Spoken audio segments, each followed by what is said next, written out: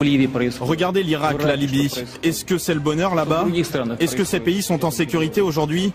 Nous savions tous que Kadhafi était un tyran. Mais pourquoi n'écrivez-vous pas ce qui s'est passé après sa chute? Ce que vous n'aimez pas pour vous-même, ici en France, vous devez comprendre que vous ne pouvez pas l'exporter ailleurs.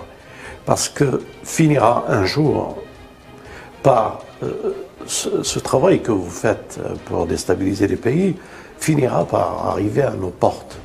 Et alors, celui qui aura semé ce désordre ne pourra que récolter ce désordre. Bien sûr, un plan élaboré par le sionisme pour agrandir son État, l'État sioniste d'Israël, mais aussi le choc des civilisations. Êtes-vous prêts à un choc des civilisations? Moi, je vous dis, sincèrement, déjà en Europe, aux portes de l'Europe, ce sont un déséquilibre fait aussi par cet Occident arrogant et ce sionisme et ces États-Unis et l'OTAN. Êtes-vous prêts à un choc? Si oui, préparez-vous. Le temps est venu peut-être pour que les pendules soient mises à l'heure d'une guerre et d'une confrontation générale. Moi, je ne l'espère pas, ni pour la France, ni pour aucun autre pays. Je prie Dieu pour la paix et l'entente entre les peuples. Pourquoi cherche-t-on à déstabiliser la Russie? Pourquoi que la Chine est en remorque, disons, et en préparatif aussi pour être déstabilisée? Eh bien parce que nous sommes arrivés ici à un point où rien ne se justifie par des guerres au nom d'une idéologie et surtout avec un sentiment et une arrière-pensée économique. Le pays va vers un désordre économique. Je parle de l'Europe. Et que cherche-t-on à déstabiliser la Russie avec ce qui se prépare pour l'Ukraine et le reste?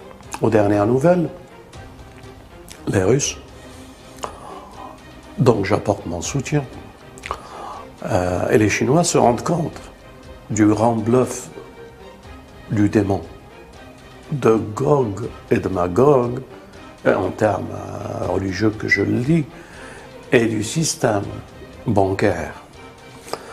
Je veux dire par là, ils se rendent compte que l'or investi dans la Fed, dans la Banque fédérale américaine, n'existe plus avec l'histoire allemande. Alors où est passé cet or? Que cherche-t-on à nous imposer ou à nous détourner pour ne pas poser les vraies questions? Où est l'or russe, allemand, chinois et le reste du monde qui ont investi cet or aux États-Unis? Je crois que tout se tourne et tout se présage autour de cette question. Et que les guerres ou les conflits au Moyen-Orient n'ont qu'un avant-goût de ce qui se prépare.